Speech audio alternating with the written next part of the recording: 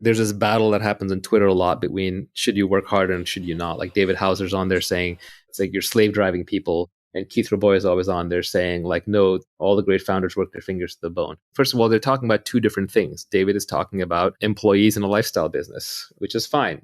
Your number one thing in life, if you're doing that, is not getting wealthy. You have a job, you also have your family, you also have your life. But Keith is talking about the Olympics of startups. He's talking about the person going for the gold medal and trying to build a multi-billion-dollar public company. That person has to get everything right.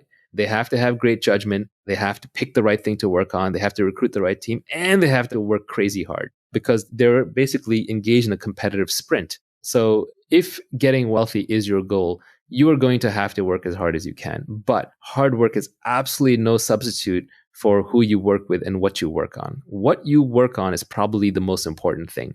Finding product, market, founder fit, which is how well you are personally suited to that business. The combination of that three, that should be your overwhelming goal. And you can save yourself a lot of time if you pick the right area to work in. Picking the right people to work with is the next most important piece. And then third comes how hard you work.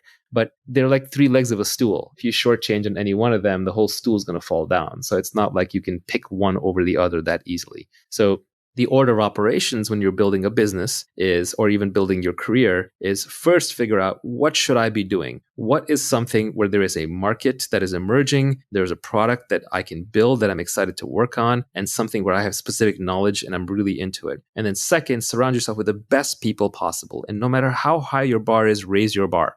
Because you can never be working with other people who are great enough. If there's someone greater out there to work with, you should go work with them. I advise a lot of people who are looking at which startup to join in Silicon Valley. I say basically pick the one that's going to have the best alumni network for you in the future. Look at the PayPal mafia. They work with a bunch of geniuses, so they all got rich. So just try and pick based on the highest intelligence, energy, and integrity people that you can find. And then finally, once you've picked the right thing to work on and the right people to work with, then you work as hard as you can. This is where the mythology gets a little crazy. People will work 80, 120-hour weeks. A lot of that's just status signaling. It's showing off. Nobody really works 80 to 120 hours a week sustained at high output with mental clarity. Your brain breaks down. You just won't have good ideas. So really the way people tend to work most effectively, especially in knowledge work, is they sprint as hard as they can while they're working on something and they're inspired and they're passionate. And then they rest, they take long breaks. It's more like a lion hunting and much less like a marathon runner running. So you sprint, then you rest, you reassess, and then you try again. And what you end up doing is you end up building a marathon of sprints. Nivi just made the point to me on the side that inspiration is perishable, which is a very good point. When you have your inspiration, do it right then and there. This happens to me a lot with my tweet storms. I've actually come up with a whole bunch of additional tweet storms besides the ones that are already out there. But sometimes I just hesitate or I just pause and then it just dies. And what I've learned is if I'm inspired to write a blog post or to publish a tweet storm, I should probably do it right away. Otherwise, it's not going to get out there. I won't come back to it. So inspiration is a beautiful and powerful thing. And when you have it, just seize it.